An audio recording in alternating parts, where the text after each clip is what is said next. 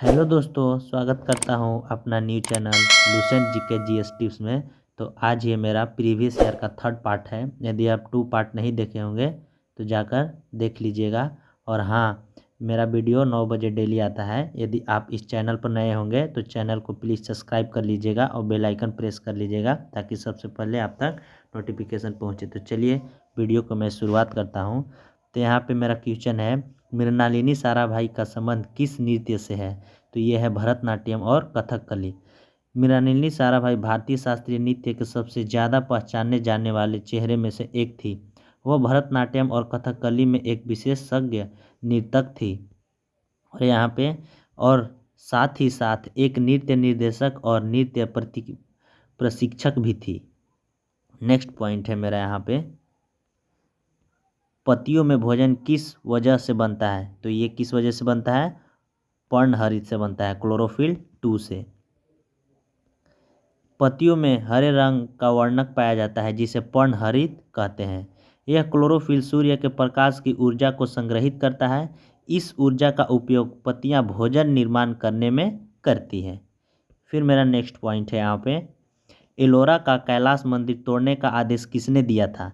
तो ये आदेश औरंगजेब ने 1812 ईस्वी में इस मंदिर को तोड़ने के लिए 1000 सिपाहियों को भेजा था। कैलाशनाथ मंदिर महाराष्ट्र के औरंगाबाद जिले में प्रसिद्ध एलोरा की गुफा नंबर 16 में स्थित है। इस अद्भुत मंदिर का निर्माण 8वीं शताब्दी में राष्ट्रकूट वंश के राजा कृष्ण प्रथम के द्वारा सन 756 से सन 773 के दौरान बनवाया गया था। एलोरा में टोटल 100 गुफाएं हैं, जिसमें से 34 गुफाएं ही लोग के लिए खुली है। बाकी गुफाओं में लोगों को जाना वर्जित है। फिर है, भारत में एलोरा की गुफाएं काफ़ी ज़्यादा प्राचीन मानी जाती है। इस मंदिर को 1983 में यूनेस्को द्वारा विश्व विरासत स्थल का दर्जा मिला है। फिर नेक्स्ट क्वेश्चन है, निम्न में से कौन शहनाई वादक है? तो ये है बिस्मिल्लाह खां। फिर है, विश्व प्रसिद्ध शहनाई वादक उस्ताद बिस्मिल्लाह खां की 107वीं जयंती 21 मार्च 2023 को मनाई गई। उनका जन्म 21 मार्च 1916 को बिहार में हुआ था। उन्हें 1961 में पद्मश्री, 1968 में पद्म भूषण, 1980 में पद्म विभूषण और 2001 में भारत रत्न सहित कई पुरस्कारों से सम्मानित किया गया। नेक्स्ट क्वेश्चन है, टेबल टेनिस के टेबल की लंबाई कितनी होती है? तो ये होती है 9 फीट यानी 2.74 मीटर।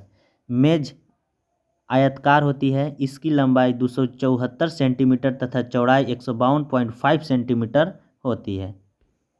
नेक्स्ट क्वेश्चन है, कार्यशील जनसंख्या का आयु वर्ग क्या होता है? तो कार्यशील जनसंख्या का आयु वर्ग 15 से 59 वर्ष तक होता है, आप याद रख सकते हैं। नेक्स्ट है, लखनऊ समझौता कब हुआ था? तो लखनऊ समझौता दिसंबर 1916 ईस्वी में हुआ था। लखनऊ समझौते दिसंबर 1916 मराठा नेता बाल गंगाधर तिलक के नेतृत्व में भारतीय राष्ट्रीय कांग्रेस और मोहम्मद अली जिन्ना के नेतृत्व वाली अखिल भारतीय मुस्लिम लीग द्वारा किया गया एक समझौता था। इसे कांग्रेस ने 29 दिसंबर को लखनऊ अधिवेशन में और लीग द्वारा 31 दिसंबर 1916 को अपनाया था।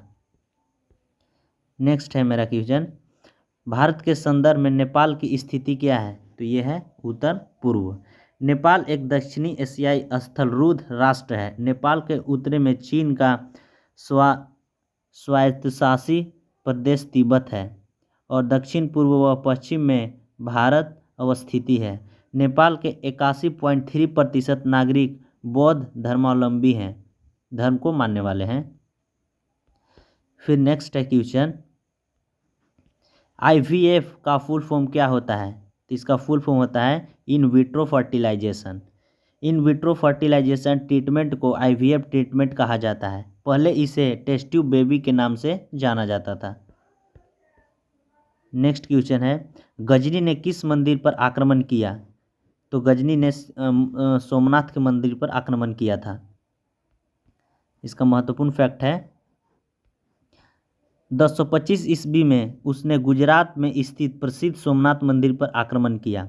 अरब यात्री अल बरूनी ने अपने यात्रा वृत्तांत में इसका विवरण लिखा, जिससे प्रभावित हो महमूद गजनबी ने सन 1025 में सोमनाथ मंदिर पर हमला किया, उसकी संपत्ति लूटी और उसे नष्ट कर दिया।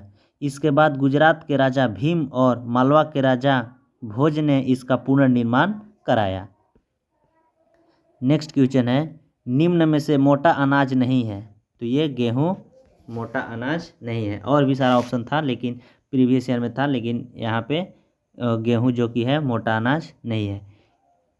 जौ, चना, ज्वार, बाजरा, मकई और रागी मोटा अनाज है। गेहूँ, चावल मोटा अनाज नहीं है।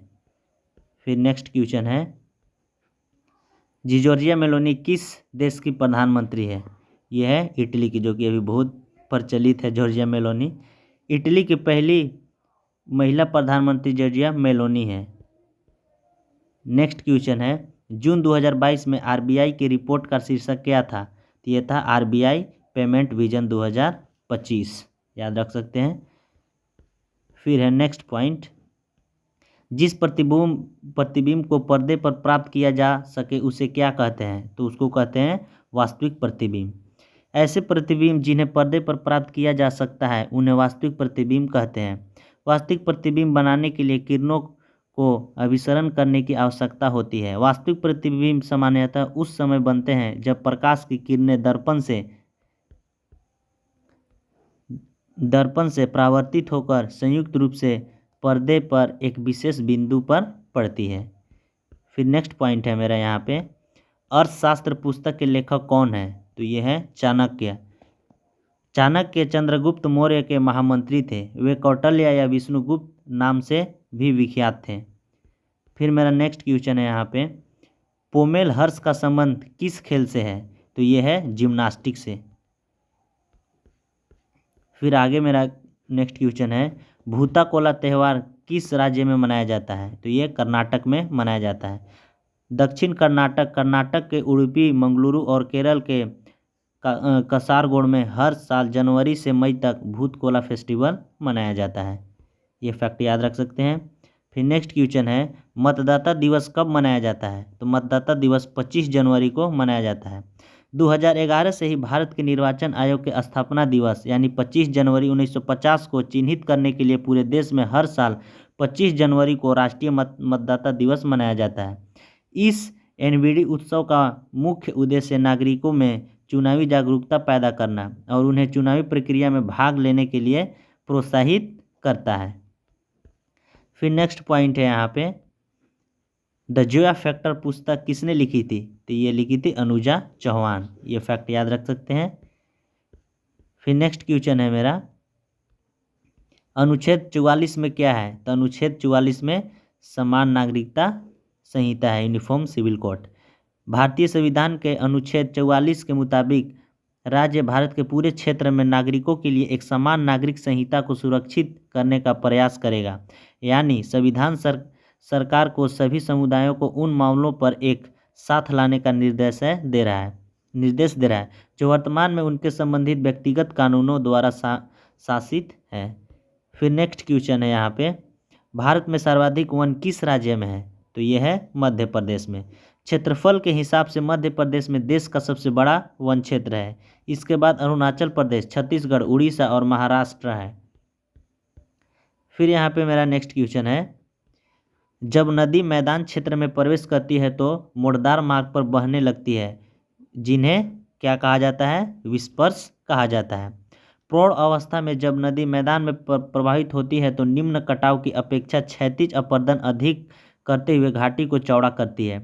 मैदानी में घाटी का ढाल बंद होने के कारण कल खाती हुई नदी मोड़ों का निर्माण करती है।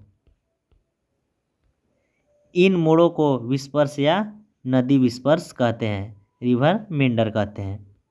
नेक्स्ट क्वेश्चन है यहाँ पे, हॉर्नबिल फेस्टिवल किस राज्य में मनाया जाता है। तो ये नागालैंड में मनाया जाता है। हॉर्नबिल फेस्टिवल हर साल 1 से 10 दिसंबर तक पूर्वोत्तर भारत के नागालैंड में मनाया जाता है। फ्रेंड्स, अगर वीडियो पसंद आया होगा तो प्लीज़ लाइक और सब्सक्राइब कर दीजिएगा। और मेरा डेली ये 9 बजे वीडियो अपलोड होता है, तो मिलते हैं नेक्स्ट वीडियो में, तब तक के लिए जय हिंद।